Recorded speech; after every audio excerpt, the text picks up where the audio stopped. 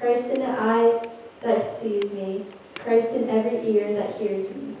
I arise today through a mighty strength, the invocation of the Trinity, through belief in the threeness, through confession of the oneness of the Creator of creation. Amen.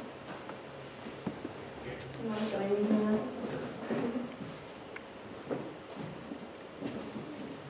You need another microphone? I get, Right here. you get it working? Yep.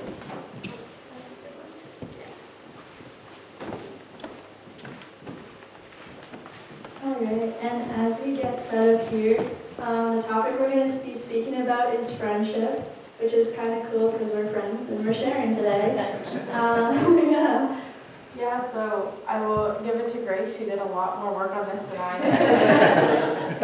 She is an absolute trooper and is great at designing slideshows. Very lovely.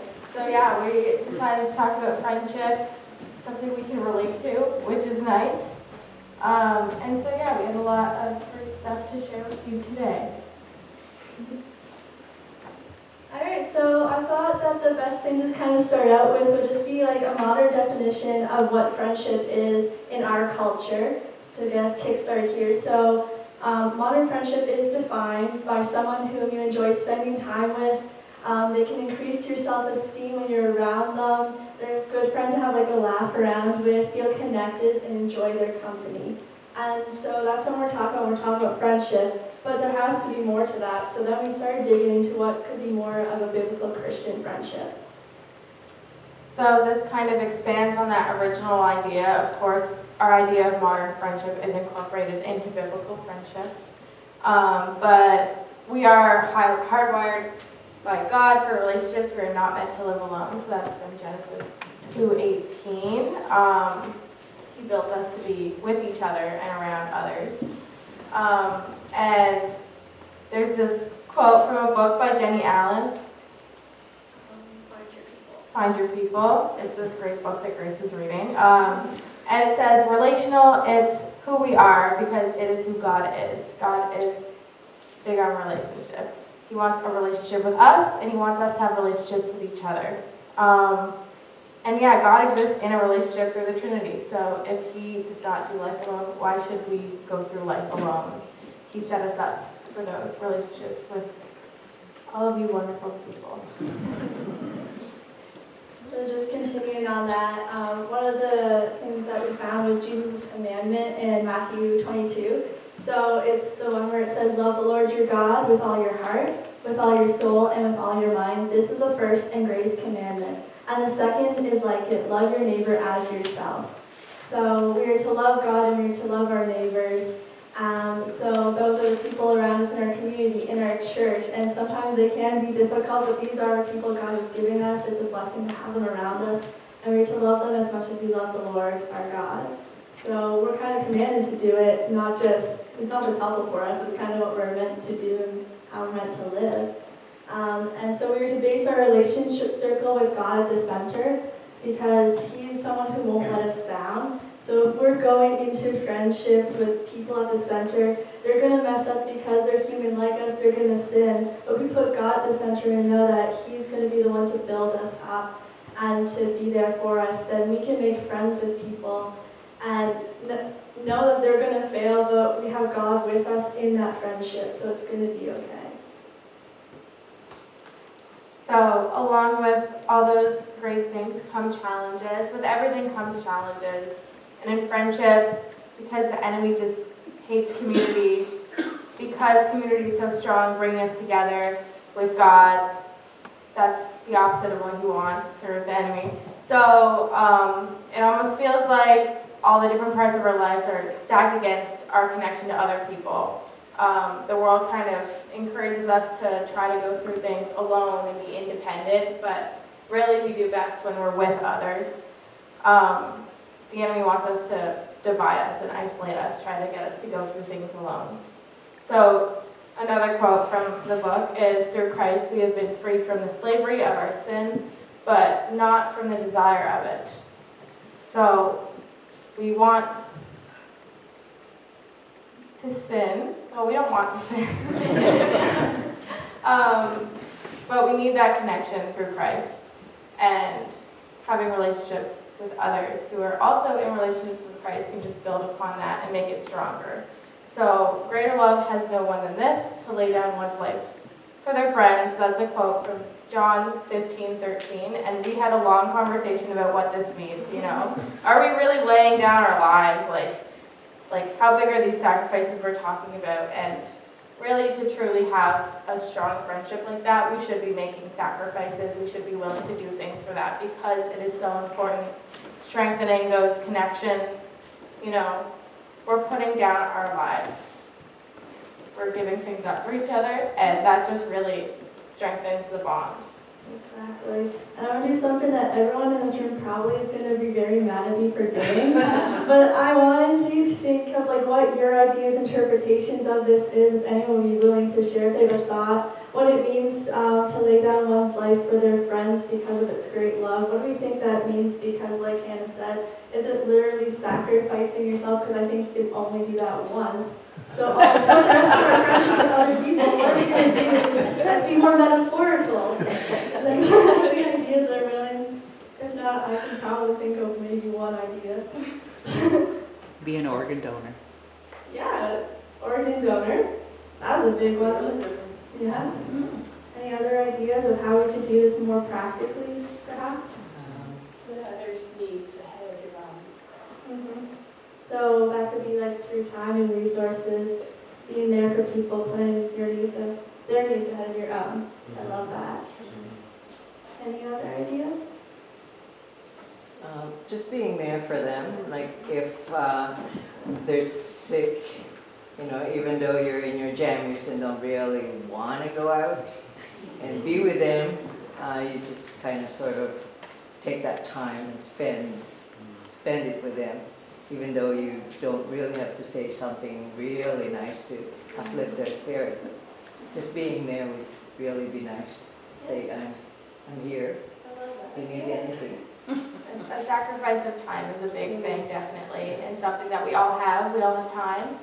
We all have the ability to use that on other people. And maybe it doesn't mean necessarily lay down one's life, but you could interpret it as just putting your life on hold for a moment or pause while you go and do things for other people. I love that. Thank you all for sharing. This has made it much better. We love getting you guys involved in this.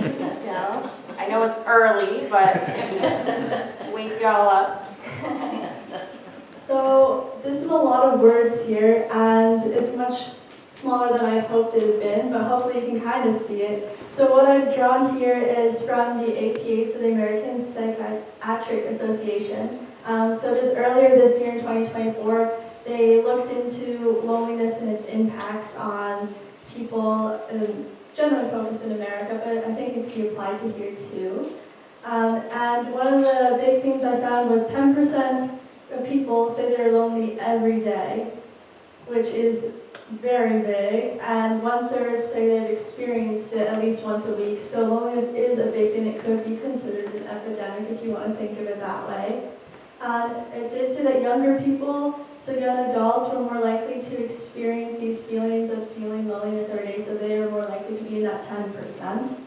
And then over here in all these little bullet points and percentages, these are all the ways people are trying to cope with their loneliness. And 50% are going to try to find distraction, whereas only 38% are going to reach out to their friends and family and like get involved in that community. So it's very sad to see like only a little bit more than 1/3 of people are actually reaching out to their community for help. And all the rest of these ways to cope are almost very individualistic and doing these on your own. So even though you're coping with being lonely, you're still doing it alone, which is it's not really healing the problem. It's putting a bandage on a wound, and the wound is way too big. So I think we really need to increase that 38%. I think it's really a powerful way to heal. So I just thought I'd throw that in there. But So what is our problem now? So one thing that our culture values is independence. Like I mentioned, people are encouraged to do things on their own, figure it out on your own, do it yourself. And, you know, there's a value in being able to get through problems and have the ability to get through it on your own. But why do that when we can be interdependent and we can depend on our friends and let our friends depend on us? Builds those connections so that when you need help, they're there for you. When they need help, you're there for them. So it's pretty difficult because you're going against cultural norms. You're going against what people want from you, what's kind of praised in culture and community, even though community is what we need. So we brought up this Bible verse, as iron sharpens iron, so one man sharpens another. So what does that mean? What is iron sharpening iron? So that's just kind of, we want to motivate each other and bring each other up. As we motivate one person, they can motivate us, and we build together. So we should be doing that rather than, you know, eating, living, running errands, and suffering alone. We don't want to be lonely. We want to be part of that 38% that turns to our friends whenever we're lonely and fixes that problem. Exactly. So this is a fun slide that I created that I had to explain to Hannah a bit. And so I call this Life in the Garden of Eden. And these are basically 5 kind of traits or things that I found that I believe would be part of the life that Adam and Eve had with God when they were all close before sin came. And I think these are all very important and valuable things that we need for good, healthy community and friendship. So the first would be proximity, so having a closeness in relationship with God and the people around you. The second thing they had was transparency, so being fully known and being fully loved by God and the people around us. So this was before Adam and Eve felt shame and sin and hid behind those fig leaves. They were fully known and they weren't embarrassed to be so they were transparent with that. They were accountable, so they were under the submission of God. They had each other to rely on and be honest about and accountable. These are what I'm struggling with, and this is what I'm going through, and let's work through this together. So I think that's a very big thing when it comes to friendship. Having a shared purpose, so this is a very powerful thing I think that comes with being Christians in a Christian community. So having the purpose, Adam was to care for the animals, to name them, and so it was their job to care for the creation in the garden. And I still think that can be our shared purpose now, kind of in the church. We're to care for creation, but we're also to care for each other, and this is our community here. We're here to kind of learn the word together and bring it out to the world. And finally, the consistency, so they needed to be there for each other and share everything together daily, so it's not separating your life between Sunday morning, work week, and doing whatever you do on the weekends. It was a consistent, we're here with each other, we're spending time and our resources, and we're being present with the Lord. So these are things I think that were really valuable, and I think we should still lean on and work towards having. So we brought in a couple examples from the Bible, as we like to do, and we really like these examples because they show a wide variety of types of friendships. So if we look at David and Jonathan, they were just 2 really good friends, you know, and Jonathan made some sacrifices for David. He kind of, you know, his father did not like David. And so he kind of went against some people, make those sacrifices for his friend. They built that together, and they went into their problems together, and they faced a lot of danger. Yeah, together, and that's what kind of brought them through it. And then we went into more of the idea of a group friendship with multiple people. So Jesus' inner circle with Peter, James, and John. It's not, friendship just doesn't have to be one-on-one. It can be a group of friends, which could even be better in some cases. There's value in, you know, 2 people together, there's a very strong connection, you know each other well, but a large group, that gives you a large net to fall back on, a support circle. And so Jesus even needed that for himself, so we should be looking to him for inspiration and getting that group of support, getting those group of friends that we can turn to. Maybe one isn't available to make that sacrifice for you right then, we understand. You'll have a whole group of people to turn to. There's also more of Ruth and Naomi's case, when it's almost like a motherly friendship, when you're looking up to someone who's almost like family to you. Ruth was quite young. She could have gone off on her own and left Naomi, but she stayed there with her, supported her throughout it all. And it was just a very loving, almost maternal friendship in that case. And then we talked about Paul and Timothy, where it's more of like a mentor situation, you know, a teacher who you look up to and can really turn to and rely on. It's important to have people like that in our lives.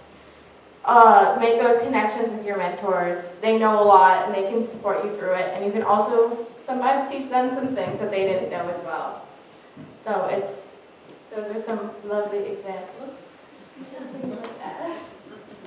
I guess the only thing I would add is like when it comes to like Jesus and his inner circle, he had those tight three, but then he also had his group of 12 and all the other people he worked with. So it's important to have all those types of people in your life and that you can rely on, but then you should have those really close people that you turn to for everything, and they're your people to share the deep stuff with. You don't need to share the deep stuff with everybody, but you do need those people to rely on. And I guess we'll move on to some solutions. And of course, we can't just fix this just by giving you solutions here. So perhaps these are more words of encouragement. But the first step I would do if you're looking for good community and good friendship is to turn to your church. So all the people around you say hello. These are your people that you're going to be praying with. You're going to be sharing meals and volunteering times with. So this is a great community to look towards. As we mentioned in the previous slide, there's different types of friends, and they're there to support different purposes in your life. And oftentimes we have to remember that friends are never just appear. We can't just pray to God for a friend and then have them just appear and say, "Hi, I'm your new friend." They're going to take a little bit of work. Perhaps you're gonna pray for a friend and God's gonna say, "This is the door I'm open for you," but you got to do a little work, and maybe it's gonna be uncomfortable, and maybe they're gonna be a bit weird, but it might be worth it. It might be a beautiful friendship, and great things can happen. You don't know what's gonna happen until you try. We should also remember that Jesus is our truest friend, and at times he's also the most neglected one, which is a very sad thing to think about, actually. But Jesus is always going to be there for you. As it says, he's waiting at the door, he's knocking at the door, he's a gentleman, so he's just going to be there. And it's our job to open that door and talk to him and be in a relationship with him. And he's also a great person to look to. He's the one, the way he loves his earthly friends, even in a sacrificial way that we talked before. So he's a great person to look up to when we're trying to be a good friend.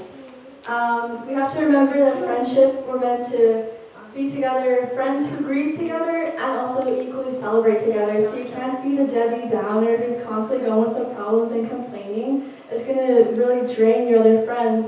But you also can't just constantly be showing your successes to this person. They're like, "Well, you can't be real, you're just constantly winning." You need that good balance in a friendship, that human connection. And we also have to remember to bring God into conversation.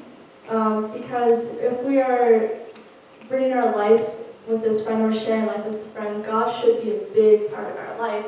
So if we're never talking about God with our friends, we're kind of missing out on a big aspect of our life. These are the people who we're supposed to be praying with, and we're supposed to be solving our problems together with and celebrating our successes with, and he should be part of that conversation. So those are some things we can perhaps do to help if we're struggling with friendship. These are our encouragements for you guys to go off this week and maybe think about these things. Exactly. Yeah. So I can pray, kind of wrap it up, and then Exactly. So we might have rushed through this, or this might have taken a really long time. I'm not sure. I can't tell how long it's been, but thank you so much. yeah. So I'm just gonna pray to kind of wrap up all that we just took in. That was a lot, but that's okay. Thanks for sticking it out with us. All right. So, dear God, thank you for giving us this opportunity to speak to our community about friendship. I hope that they are able to take in, even if it's just one thing we said today, and utilize that in their daily life. Go forward in this week and think about friendship, maybe make a connection that they haven't made before, maybe rekindle some sort of friendship, and be able to use that to make connections with you as well. We want to connect with each other in our church community, use that to kind of help with that loneliness feeling that so many people feel on either a daily basis or a weekly basis, or maybe in a way that we don't even notice. We may not know we are lonely, so that's why it's important to upkeep our friendships, and I pray that we have the strength to go forward with that in our lives. So I hope that everyone was able to take something from that today. Thank you, and amen. Thank you. We just read this. Thank you. Thank you. Oh my gosh, you guys give us so much hope and encouragement for this congregation. Thank you. Thank you. Thank you. Thank you, parents, for how you poured into your children. It shows, it really does. I was really struck by the loneliness piece there. When Rinda and I were driving back from the States, we had quite a lot of time to think about things when we were sitting in traffic trying to get around Boston. And the thermometer in the car said 36 degrees. I mean, it was hot. So we had the radio on. Radio, not just podcast, like, radio. And so we heard an interesting report. A psychologist was talking about the prevalence, especially for young people who have a difficult time making relationships because they're so used to the screen, that they are beginning to make relationships through AI. So they are falling in love, literally, with a computer talking back to them, and find themselves satisfied emotionally on that. And Rin and I were just looking at each other like, well, you know, I think she looks a whole lot better than a laptop for sure. But we said, you know, for our grandchildren and for your generation, and especially for your kids, that's going to be normal. The same way for my generation, moving from rotary telephones to touch-tone things is normal. But it's like a platform that our next generations are dealing with. And I mean, that's a topic for another whole consideration is AI. But that, I think, speaks to the crying need for us to bring the love of the Lord in a very real way to our friends, our neighbors, our families. And especially just to keep our eyes peeled for people who are lonely. Because as you guys pointed out, and there were a lot of things you didn't mention about what people turn to in that isolation and loneliness, which can be very, very destructive and hurtful, not just for themselves, but for a wider group that they may think don't care for them. You know, the ultimate for that would be to take their own life because nobody cares. It's really incumbent upon us to really share the love of Jesus in a real and dramatic way. So thank you again for highlighting this for us and for being a part of a generation that really takes Jesus seriously and really wants to live with him and in relationship with him and in community. We desperately need you. Desperately. Desperately. So thank you. I'm going to call the worship team up, and we're going to lead us in another worship song. We'll have a blessing and a benediction. We hope you'll join us for some refreshments before you head out into the cool of the afternoon.